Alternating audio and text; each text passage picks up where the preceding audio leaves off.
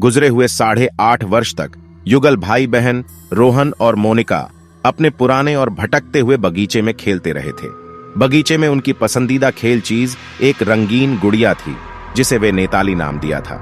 वह उनकी सबसे अच्छी दोस्त थी और उनके साथ उनकी हर खेल में शामिल होती थी। एक रात जब रोहन और मोनिका सो रहे थे, वे अचानक सुनसान आवाज से जाग उठे।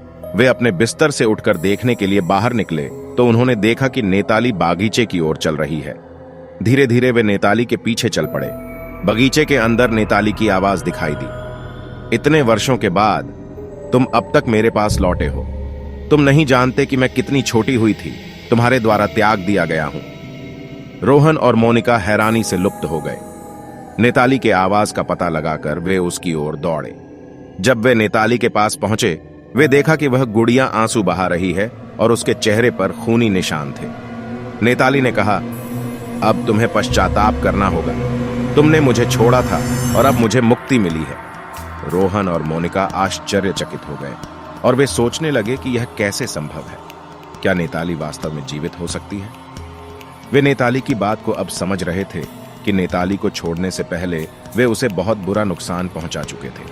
फिर से उन्होंने नेताली से पूछा, तुम जिंदा कैसे हो सकती हो? हम तुम्हें छोड़ चुके थे। नेताली ने गुड़िया के रूप में हंसते हुए कहा, मुझे छोड़ने के बाद मेरे भटकते हुए आत्मा ने मेरे शरीर को धुंधला और माया में बदल दिया। अब मैं वापस आ गई हूं। बदल करने का समय आ गया है। इसके बाद नेताली के गुस्से का आंकड़ा बढ़ने लगा। वह अपने हाथों में एक छुरी ले ली और उसे रोहन और मोनिका की ओर उठाते हुए कहा, तुम्हें मेरे साथ अभिशाप देना चाहिए था, तो अब तुम मेरे बलिदान का निर्णय करेंगे।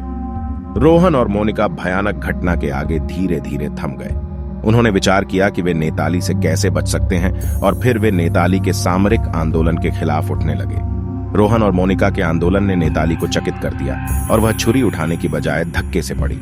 जब वह गिरी तो नेताली की आत्मा वापस धुंधले रंग में तारीख कर गई। रोहन और मोनिका को राहत मिली, लेकिन उन्होंने समझ लिया कि वे गुड़िया के साथ कितना बुरा व्यवहार कर रहे थे। वे दृढ़ता से वादा करने के लिए समझ गए कि उन्होंने नेताली को उसकी स्वतंत्रता से छीना था और उन्हें अपनी गलती का खात्मा करना होगा। अब रोहन और मोनिका नेताली को प्रेम से रखते हैं और उनके बगीचे में खेलने का लुत्फ लेते हैं, जानते हुए कि प्रत्येक खिलौना जीवित हो सकता है और किसी भी चीज की प्रेम और सम्मान की जरूरत होती है।